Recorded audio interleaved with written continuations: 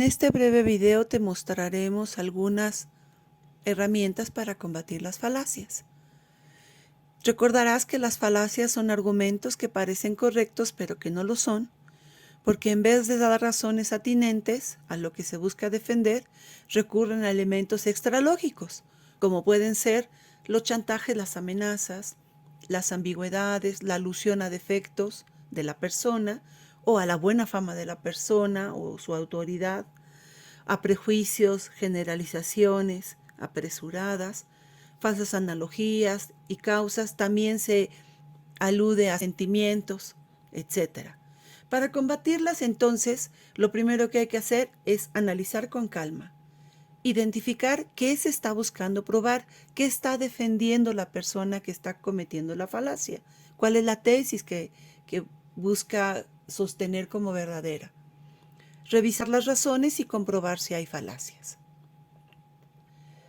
Enseguida vamos a analizar falacia por falacia, bueno, no todas, pero algunas de ellas, y vamos a enfatizar los elementos en los que se debe uno fijar. Por ejemplo, para la falacia ad hominem, una de sus vertientes, en vez de criticar a la persona, se debe juzgar lo que se dice. Entonces, cuando alguien comete la falacia ad hominem, uno debe exigirle que no critique a la persona, sino critique a la tesis o conclusión que se está defendiendo, para que entonces dé buenas razones. En el caso de la falacia ad verecundiam, lo que se exige es que no se aluda solamente a la fama o a la autoridad de alguien, porque no es verdad algo solo porque lo dice un famoso o alguien a quien respetamos. Es verdad porque hay razones que lo sustentan. Entonces, solicitar que se den esas razones que lo sustentan. Para la falacia tu quoque, que es una vertiente de ad hominem, aquí lo que se critica es, por ejemplo, la falta de congruencia de la persona. Y entonces se queda la persona en esa falta de congruencia y se asume que lo que diga la persona es incorrecto o es falso. Entonces se le debe exigir a la persona: dame las buenas razones de por qué eso que dice el otro es falso, no solamente lo critiques porque es incongruente. Ese es el caso, por ejemplo, de las personas que pudieran dar razones a favor de no fumar y son fumadores. No importa que sean fumadores, pueden dar muy buenas razones para que las personas dejen de fumar. En el caso de la falacia ad misericordia, en lugar de aludir a sentimientos, se le debe exigir a la persona que diga cuáles son las razones que hacen que lo que defiende sea conveniente o no. Entonces, en lugar de decir: esto es correcto porque es muy buena la persona, porque es bueno para la humanidad, porque de manera así muy ambigua y general, pues se debe solicitar que den buenas razones. O, por ejemplo, cuando alguien acude al chantaje y dice: tú debes ayudarme porque yo siempre he sido bueno contigo y además yo estoy muy necesitado y yo sufro mucho, etcétera, etcétera. En lugar de dar buenas razones, se pide que el otro se muevan sus sentimientos para poder ayudar. En el caso de la falacia ad baculum, en lugar de recurrir a sentimientos, se recurre a la fuerza, a la amenaza. Entonces, cuando alguien comete esa falacia, uno le debe exigir: no me des amenazas, sino dame razones de por qué es conveniente lo que se solicita.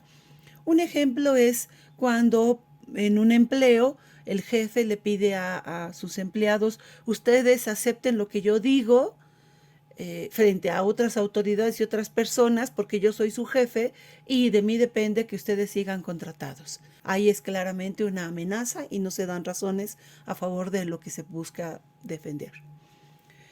En el caso de la falacia ad populum, en lugar de dar razones, se considera lo que la mayoría dice. Entonces se le debe exigir a quien comete esa falacia que busque las razones que sostienen a esa conclusión, en lugar de solamente considerar que porque la mayoría lo dice es correcto.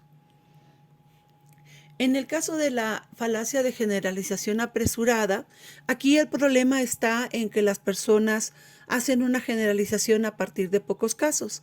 Entonces se deben exigir que sean los casos pertinentes y necesarios para poder hacer una generalización. En el caso de la falacia de falsa causa, a quien comete la falacia se le debe exigir que en vez de admitir cualquier explicación para un fenómeno, busque la verdadera causa a partir del análisis del fenómeno como tal. En el caso del falso dilema, esta falacia, en vez de suponer que únicamente puede haber dos alternativas frente a un problema, se le debe exigir que busque más opciones. Es el típico caso de cuando alguien dice, ¿qué prefieres? ¿Que vengan los niños a sufrir o mejor que los aborten? Ese es un ejemplo de falso dilema, porque no hay solamente esas dos opciones, hay más opciones que eso. En el caso de la falsa analogía, aquí se le debe exigir a las personas que la cometen que en lugar de concluir con prejuicios que algo o alguien es de cierta manera a partir de la comparación de elementos accidentales y superficiales, que busque los puntos relevantes para que la comparación sea verdaderamente adecuada. Y entonces se puede inferir algo. Estas dos últimas falacias son muy recientes y se cometen con mucha frecuencia, por desgracia. Esta falacia, que se llama adjotubium, consiste en que las personas aceptan que algo es verdadero simplemente porque lo vieron en YouTube, hay muchos seguidores y tiene muchas vistas. Entonces se le debe exigir a la persona que comete esa falacia que debe analizar los fundamentos y no solamente conformarse con los likes o con las muchas vistas. La falacia ad nauseam, esta consiste en que se considera que algo es verdadero simplemente porque se repite muchas veces. Entonces, quien comete esta falacia se le debe exigir que busque las razones que fundamentan eso que dice, y no solamente repetirlo significa que eso sea verdad. Hemos hecho una revisión rápida de algunas maneras de combatir las falacias. Por supuesto que hay muchas más que te dejamos para que tú las analices con cuidado y con más calma.